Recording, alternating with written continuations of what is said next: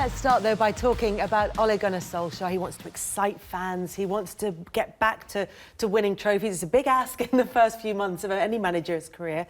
And you'll be able to hear more from Ole Gunnar Solskjaer on Sky Sports News tomorrow when he gives his first news conference, when we should get a better idea of more of what he's hoping to do. But what should be top of his to-do list? Obviously, in just 48 hours, 72 hours, whatever it will be, by the time his team take to the field against Cardiff, it's very difficult for him to do a lot of work with players. I think all he can do is impress upon them how he wants them to go about it.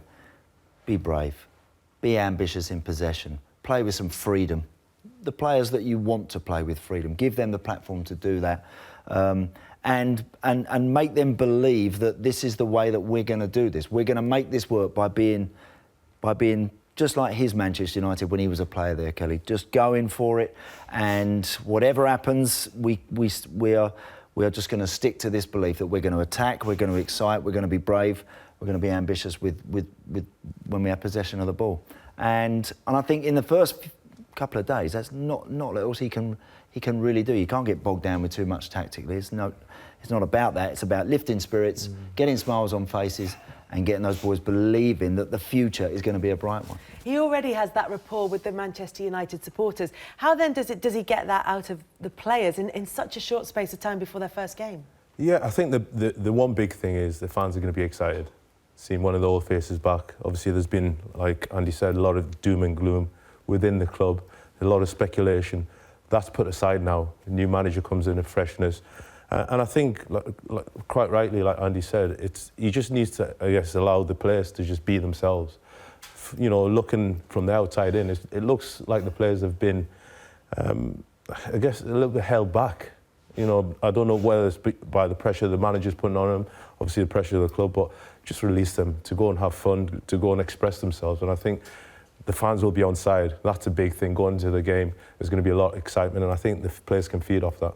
Going to be very interesting to see what he does for the first game against Cardiff. One, because it's a game that tactically is different from most games in the Premier League. And two, because in Jose Mourinho's last game in charge, he picked a lot of the players that he felt he could trust. Now, Ole Gunnar Solskjaer says, clean slate. So it's going to be interesting to see what he chooses to do. I think the lineup will be very interesting. I think, like Andy and Shola have said, you know, they've got to take the game to Cardiff and bring some excitement back. But one thing I would probably say from now until the end of the season, you know, what goes on off the pitch is more important. I think from a perspective of a United supporter, I think it would be a case of, yes, they want them to get back to Manchester United the way that they can play, but I think in order for them to do that, there's so much that has to be sorted out behind the scenes. Because I think what they've done has been there's been such a short-termism. You bring David Moyes in. Let's not forget he should still have Is this not short-termism, bringing in a manager who's on loan from another club? But I believe that there's a method behind this. I think what this is now is to have Mike Phelan there, Solskjaer there. Obviously, Mike Phelan was there with a success, assistant manager to Alex Ferguson. Solskjaer was there, obviously, you know, when they won the treble and the great times then.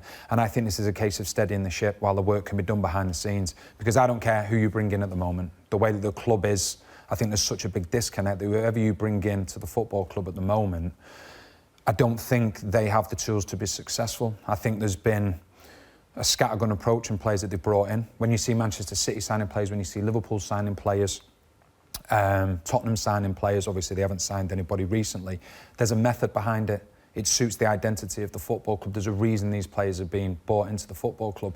I don't see that with United. And I think that's a huge problem. You have to rediscover your identity, what it is, rediscover your philosophy. And I think in order to have that, I think things have to change behind the scenes, whether it's a director of football, a head of recruitment that comes into the club, because it looked very much from the outside looking in like it was Mourinho and Woodward, and Mourinho wanted to sign X, Y and Z, and Woodward would then say, well, no, we don't want to sign them players. Not be disrespectful. If that's the case, that's not up to Ed Woodward to decide that. He's not the football side. There needs to be more football people at that football club. I think it's intelligent what they've done as in terms of bringing Mike Phelan and Solskjaer in, because they know what the club's all about. And I think it's just to get things on an even keel, like the lads have said, to bring a bit of joy back. But the most important thing now, myself personally, I would say, that's the football club I support. All my family support that football club.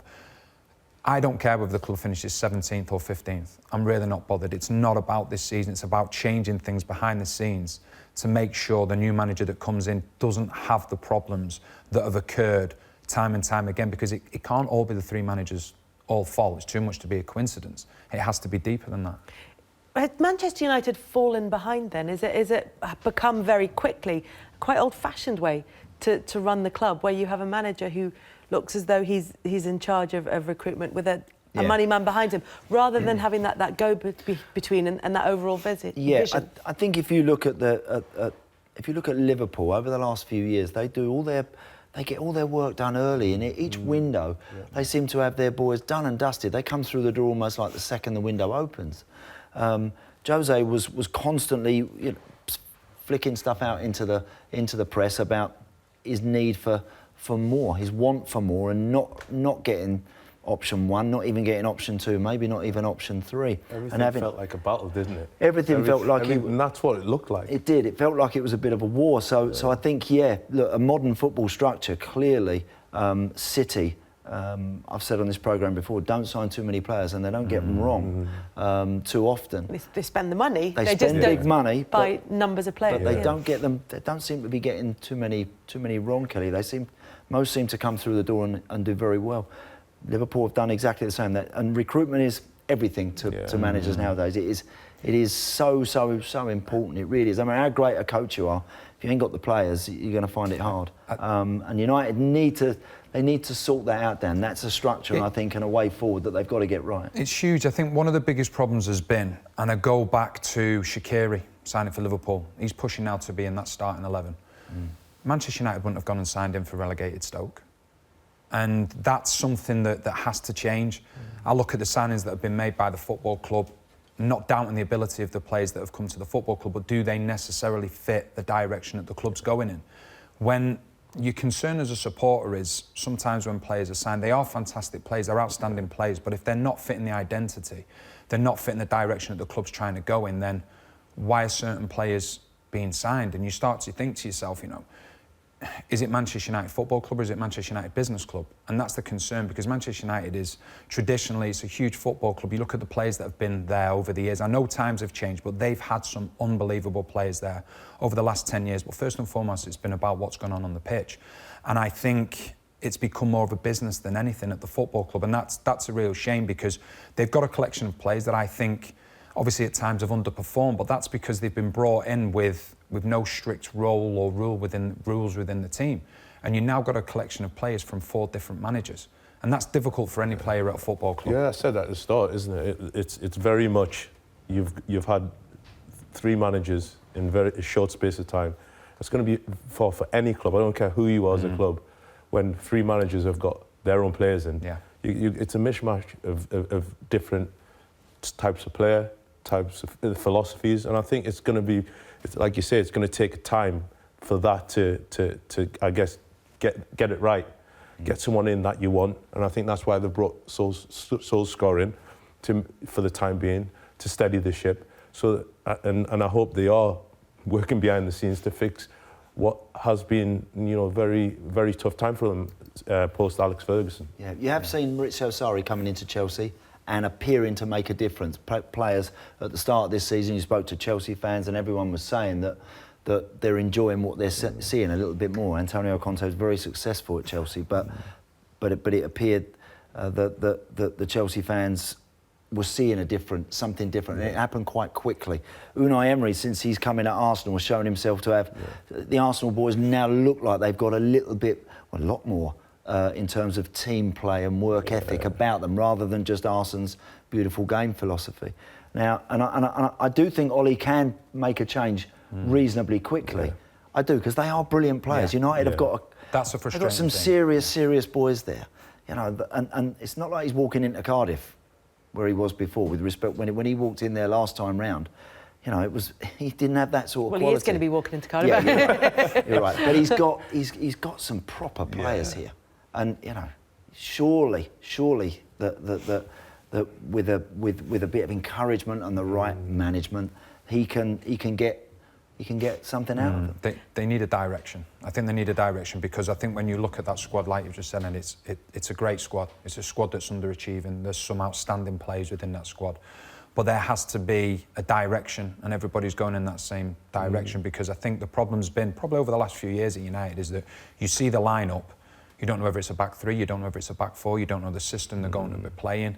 And that's very difficult because as a player, I don't know how you two feel, but as a player, I like to know about continuity.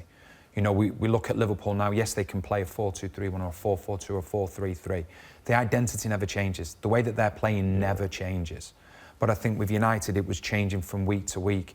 And for a player, that's very difficult. In order to get the best out of yourself, you need continuity. And that's something that needs to be brought to the club as soon as possible to enable the team to get the best out of the players and get the good results. If I was Ole playing Cardiff at the weekend, I'd seriously think about playing 4-4-2.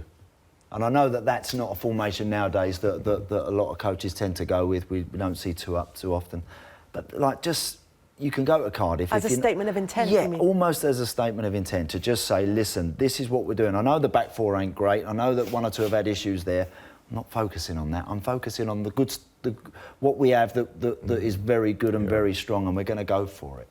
And it's just sending that sort of vibe out to the boys that there will be times when I'm prepared to play two up front. And who'd you put the two up front? Rashford, and I'd play Rashford up there. You know, I watched Marcus Rashford when he first played. I think I was commentating on a game the Arsenal game. Was that his debut, Dan? It was, wasn't it? I think he scored. I think it was. Yeah, it was Arsenal.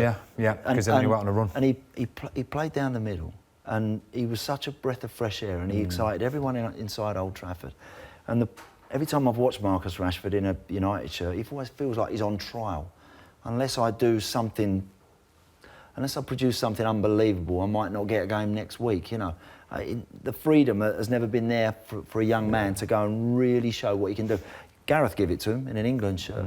And I think he will. I think, like you say, when a new manager comes in, he said there's a clean slate, isn't there? Yeah. And I think, for me personally, it looks like a lot of the younger lads, you've got, like the young kids, and there are enormous amounts of pressure. And it just feels like the pressure has just been building under Mourinho.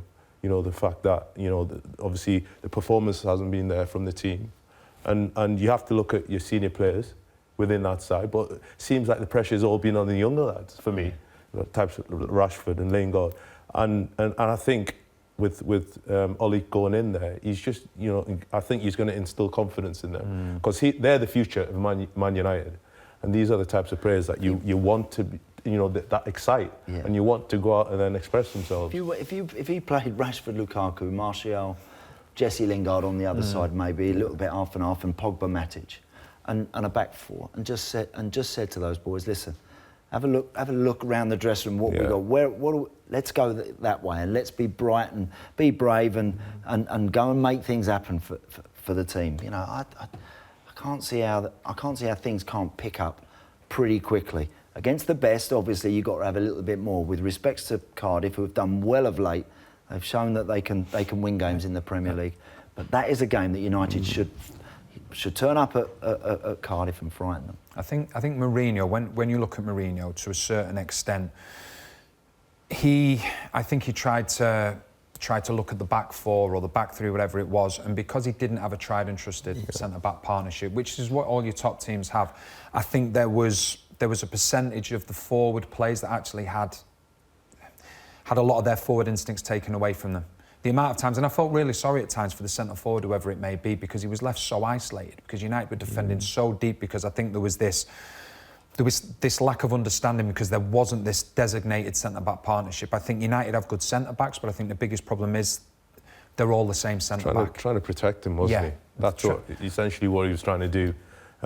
Because it's clearly not as strong as the top 5-6 teams in the Premier League, and I think for me that was why it took we look at United, why are they so defensive? It wasn't the mindset of the players, because a lot of the players were offensive players, but because I guess the system, and if you don't trust your two centre halves, you're going to want to protect them, and when you do that, you're going to sit back. And then isolate the front man. And I think that's why I believe Lukaku suffered this season, just because he has been so isolated at times. And it's very hard for, I've done that before. When you're up there on your own, your mates are 30 yards behind you. It's a very lonely place. And I think the step now they have to make is get get them up the pitch, get players playing together. You look at the likes of Liverpool, we love the style of play because they're all within 5-10 yards of each other. And I think that's a total opposite with when you watch Man U. It's very much a case of, you know, back 3 or back 4, 3 in front, and then one up, and that there's no fluidity within that side, and I think that's what Ole has to bring back. I think one of the things as well, what Mourinho did as the season went on, obviously before he left the football club, was that he had big problems against teams that sat back against him. I think that was a big issue for them. They dominated possession, but what he started to do, from my opinion, looking at it, was that the first 15-20 minutes he would go for it. He would go for it, trying a bit of a shock tactic, try and get that first goal to bring the opposition out of shape, but that went against him. And if you look at, you know, the stats speaks for themselves, there's only Fulham that have conceded more goals in the opening 20 minutes. So you could see that was Mourinho's one way of trying to do it. Can he have that shock tactic, which gets them that early goal, the opposition then have to open up. But more often than not, that actually went against them. They conceded first and then they were chasing the game. And it was very difficult. And I think one of the players that they really miss, I know they've got Juan Mata in that squad, but they don't have an Eriksen. That type of play, they don't have the De Bruynes, they don't have the David Silvas, the Bernardo Silvas. They don't have them players that can pick a pass, that can unlock a really stringent defence. And your other option, when you don't have them types of players, is a centre-back to take the ball out, a Laporte, a Van Dijk, a Gomez, even a David Luiz. And that's when I'm talking about the centre-backs were all good centre-backs, but all very similar, not the centre-back that's going to take the ball out and create problems for the opposition midfield. And because of that, the domino effect that you would want, which would unsettle the opposition midfield and defence, wasn't there, and it ended up at times being a laboured game for United. Liverpool don't have that unbelievable De Bruyne Silva in the middle of their midfield. What they have, incredible work rate and intensity, and they're absolutely programmed. They know, and they have a real belief in what they do. They convince you when they play that they really want to go for it. But they don't have that unbelievable individual in the middle of the park that's going to open a team up with a clever one with the outside of his boot. They don't really have that. But they get it up to those front boys, and then it's relentless. If they lose possession, then you know the next time they get it, they're not going to hang around. They're coming at you again and again. But what you find is that was United. That was United. But they're all coming at Liverpool. Yeah. It's not just the front three. No. They're all coming, Yeah. and I think that's it, isn't it? It's the fact that, you know, they're playing together. Yeah. That is, you know, the Man U's, you know, of yesteryear, Ollie's team. I mean, they were so hard to play against because they were relentless. They were always going after it, and I think there's been a big disconnect between, I think, between the front players, between midfielders, and the back players. Like you said, there isn't an identity in that team. Just to move it forward a little bit, the last time. Go back first, and then I'll go forward. Jose Mourinho, last time he was sacked and replaced by a former player, it was Roberto Di Matteo at Chelsea. He went on to win the Champions League. Now, barring history repeating itself, are you surprised that Ole Gunnar Solskjaer has, one, been linked with the Manchester United manager's job permanently, and two, that there are reports that he could be given as much as £50 million to spend in the January transfer window if he isn't definitely going to be the permanent manager? And we had a tweet in saying, what do you think Solskjaer should look to invest in January? Will it be him? Should it be him? I think it's a tough call. I think if you're going to give him £50 million in January, I think it has to be. I think he will be given guidance about the type of player to bring in, I believe. I think, you know, we heard briefly earlier on from Solskjaer, and he wasn't speaking like a man that was interviewing for the job. It was as though he was keeping the seat warm. And I think that will be the case. I think the problem is if you give Solskjaer the £50 million in January and say, right, this £50 million is for you, he goes and brings in a player, brings in two players. What happens then in the summer if the new permanent manager comes in and he doesn't want them players?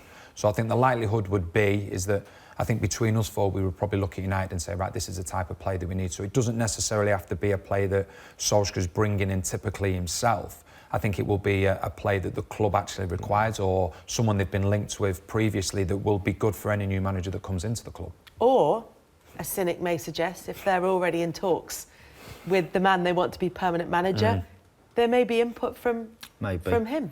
There may be. I think Ollie's first thought would be, I'm not necessarily bothered about £50 million.